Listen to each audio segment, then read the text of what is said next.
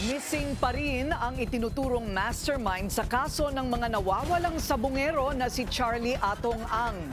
Pero pagtitiyak ng mga otoridad, hinahalughog na nila ang buong bansa. Narito ang agenda report ni Francis Folve. Bigo pa rin ang PNP-CIDG na matunton ng tinuturing na number 1 fugitive, ang bilyonaryo gaming boss na si Charlie Atong Ang. Ayon sa CIDG, bine-verify nila ang nakuhang umabot sa 40 impormasyon mula sa publiko sa posibleng lokasyon ni Ang, ang umano'y utak sa kaso ng mga nawawalang sabungero. Puro game farm daw ang lokasyon na tinuturo ng mga informant. 14 properties na rin daw ni Ang kanilang nasuyod para sa paghahain ng warrant. Simultaneous ang paghahanap sa Luzon, Visayas at Mindanao. Kabilang ang isang impormasyon na kasama ni Ang sa pagtatago ang isa pang popular na personalidad na pinaghahanap rin ng batas. We are validating informations na merong ganon. Hindi natin ipinagsasantabi. Actually, Visayas, Mindanao, up to Luzon is talagang nag-e-effort tayo para lang kung ano ang dumating sa atin na informations, we are validating it.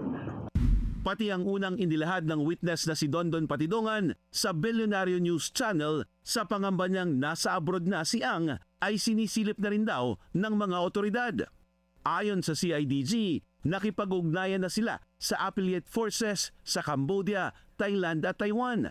Pero wala pa rin daw sightings doon si Ang. Ibig sabihin, malaki ang tsansa na nasa bansa pa ang puganteng negosyante. Hanggat walang nakikita sa kanya, physically, nag-confirmation na sa ibang bansa siya, it will not decrease. Ito po yung effort ng ating kapulisan. Palagay ng CIDG, napagplanuhan at napaghandaang mabuti ni Ang kanyang pagtatago.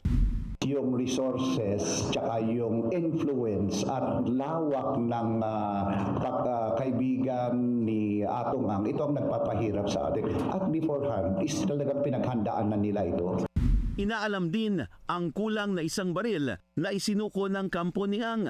At kahit pa naisurrender na niya ang kanyang mga lisensyadong armas, itinuturing pa rin ng PNP si Charlie Atong Ang bilang armed and dangerous.